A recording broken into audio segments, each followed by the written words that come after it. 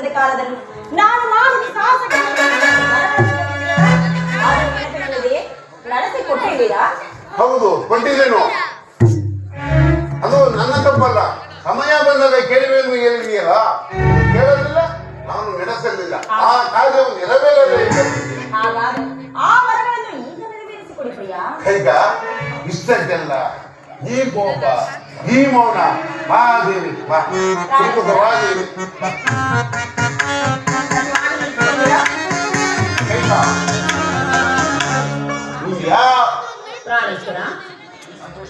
ನೀನು ಎಂತಹ ಸಂತೋಷವನ್ನು ಕೇಳಿದ್ರು ನಾನು ನಡೆಸಿಕೊಡುವುದನ್ನು ಕೇಳುವುದೇವಿ. ಆಯ್ತಾ? ನಿಮಗೆ ಅಧಿಕವಾದ ಪ್ರೀತಿ ಯಾರಲ್ಲಿರುವುದು? ನಿನ್ನೆರ ಮೇಲೆ ಇದ್ದೀವಿ, ನಿನ್ನ ಮೇಲಲ್ಲವೇ? ಹೌದು. ಇಲ್ಲ ಕೈಕ, ನಿನ್ನನ್ನು ಬಿಟ್ಟರೆ ಮತ್ತಾರಲ್ಲೂ ಇಲ್ಲ ದೇವಿ. ಚೆನ್ನಾಗಿ ಆಲೋಚಿಸಿ ನೋಡು, ನನ್ನನ್ನು ಬಿಟ್ಟರೆ ಮತ್ತಾರು ಇದೆ? ಓ ದೇವಿ, ನನ್ನ ದೇಶ ಪುತ್ರನಾದ ಶ್ರೀರಾಮಚಂದ್ರನಲ್ಲಿರುವುದು ದೇವಿ.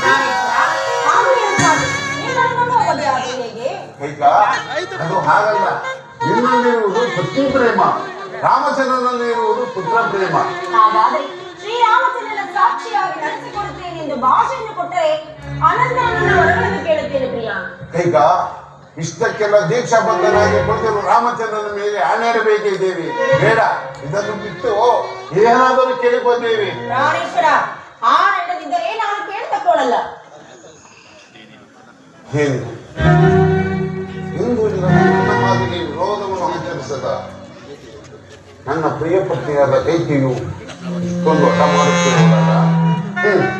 ಮಾಡಲಿ ದೇವಿ, ಇಷ್ಟೇ ತಾನೇ, ತೆಗೆದುಕೋ.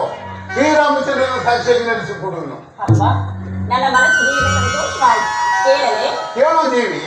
ಪ್ರಾಣೇಶ್ವರ, ಒಂದನೇ ವರಕ್ಕೆ ಇದೀಗ ನಿಶ್ಚಿತವಾಗಿರುವ ಶ್ರೀರಾಮಚಂದ್ರನ ಪಟ್ಟಾಭಿಷೇಕವನ್ನು ತಪ್ಪಿಸಿ ನನ್ನ ಮಗನಾದ ಭರತನಿಗೆ ಪಟ್ಟಾಭಿಷೇಕವಾಗಬೇಕು.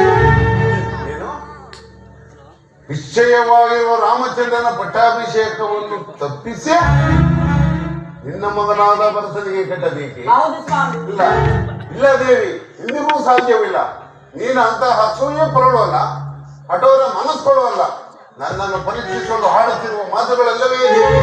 ಪ್ರಾಣೇಶ್ವರ, ಪರೀಕ್ಷೆಯೂ ಅಲ್ಲ, ವಿನೋದವೂ ಅಲ್ಲ, ಸತ್ಯಾಂಶವನ್ನೇ ಹೇಳುತ್ತೀವನು. ನಡೆಸಿಕೊಡುವಿರೋ ಇಲ್ಲವೋ? ನೀನೇನು ಸಾಮಾನ್ಯ ಶ್ರೀಯಳೆ, ಸಾರ್ವಭೌಮನ ಚಕ್ರವರ್ತಿ ರಾಣಿ ನೀನು. ರಾಮಚಂದ್ರನು ಸದ್ಗುಣ ಸಂಪನ್ನನು, ರಾಜಧರ್ಮ ನಿಪುಣನು. ಈಗಿರುವಲ್ಲಿ ರಾಮಚಂದ್ರನು ಯಾವ ಅಪರಾಧಕ್ಕಾಗಿ ಮಾಡಿದನೆಂದು ಈ ರೀತಿ ಹಠ ಮಾಡುತ್ತಿರುವೆ ಕೈಕ? ಮಾಡಿದ ವಾಗ್ದಾನವನ್ನು ನೀವು ನಡೆಸುವುದಕ್ಕಾಗಿ. ಹೌದು ದೇವಿ, ಯೋಚಿಸಲೇಬೇಕು. ಏಕೆಂದರೆ ಈ ಅಯೋಧ್ಯೆ ಪ್ರಜೆಗಳೆಲ್ಲರೂ ಇದಕ್ಕೆ ಒಪ್ಪುವುದಿಲ್ಲ ಕೈಕ. ಪ್ರಜೆಗಳ ಧರ್ಮವಲ್ಲವೇ ಕೈಕ? ಈ ಕೋಸಲ ಸಾಮ್ರಾಜ್ಯವನ್ನು ಸೇರಬೇಕಾದದ್ದು ನನ್ನ ದೇಶಪುತ್ರನಾದ ಶ್ರೀರಾಮಚಂದ್ರನಿಗೆ. ಅದನ್ನು ಬಿಟ್ಟು ಭರತನಿಗೆ ಎಂದರೆ ಅದು ಅಧರ್ಮ. ಯಾವುದು ಧರ್ಮ, ಯಾವುದು ಅಧರ್ಮ? ಅದು ಅಲ್ಲದೆ ಹಿರಿಯ ಹೆಂಡತಿ ವ್ಯಾಮೋಹದ ಮೇಲೆ ನನ್ನನಾಗಿ ಕುಲಧರ್ಮವನ್ನು ಎತ್ತಿಕೊಂಡಿದೆ. ದೇಶಪುತ್ರನನ್ನು ವಂಚಿಸಿ ಕ್ರಿಸ್ತನಿಗೆ ಕೆಟ್ಟ ಪಟ್ಟ ಕಡಿದೆನೆಂಬ ನನಗೆ ಅಪಕೀರ್ತಿಯಲ್ಲವೇ? ನನ್ನ ಅಪಕೀರ್ತಿ ನಿನಗೆ ಅಪಕೀರ್ತಿಯಲ್ಲವೇ ದೇವಿ? ಹಾಗಾದರೆ ಭರತನು ನಿಮ್ಮ ಪುತ್ರನಲ್ಲವೇ? ಹೌದು, ಭರತನು ನನ್ನ ಪುತ್ರನೇ. ಆದರೆ ದೇಶಪುತ್ರನಲ್ಲವಲ್ಲ ಕೈಕ. ಜ್ಯೇಷ್ಠ ಪುತ್ರನಾಗಲಿ ಕನಿಷ್ಠ ಪುತ್ರನಾಗಲಿ ಪಟ್ಟ ಕಟ್ಟುವುದು ಈ ಅರಸನ ಧರ್ಮವಲ್ಲವೇ? ಧರ್ಮವೆಂಬುದಕ್ಕೆ ಈ ವಿಪರೀತ ಅರ್ಥವೇ ದೇವಿ. ಈ ಕ್ಷಣವು ನಿನಗೆ ತಕ್ಕದ್ದಲ್ಲ ಕೈಕ. ಇದನ್ನು ಬಿಟ್ಟು ಏನಾದರೂ ಕೇಳಿಕೋ. ಪ್ರಾಣೇಶ್ವರ, ನಡೆಸಿಕೊಡುವುದಾದರೆ ಈ ವರವನ್ನು ನಡೆಸಿಕೊಡಿ. ಇಲ್ಲ ಎಂದರೆ ಇಲ್ಲ ಎಂದು ಹೇಳಿಬಿಡಿ.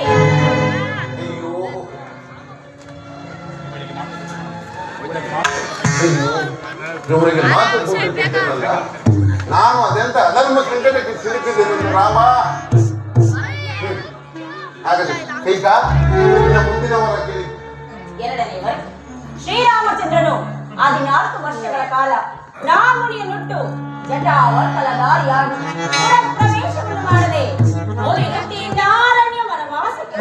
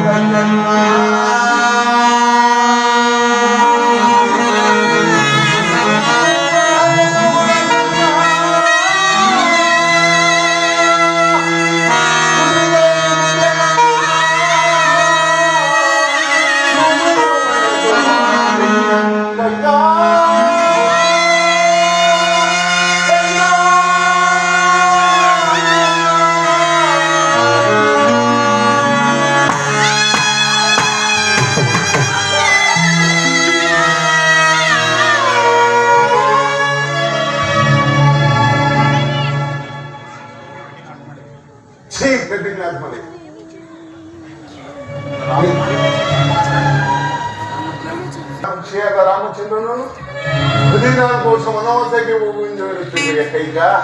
ಬೇಡ ದೇವಿ, ಬೇಡ. ಇದನ್ನು ಬಿಟ್ಟು ಬೇರೆ ಏನಾದರೂ ಕೇಳಿಕೋಬೇಕ.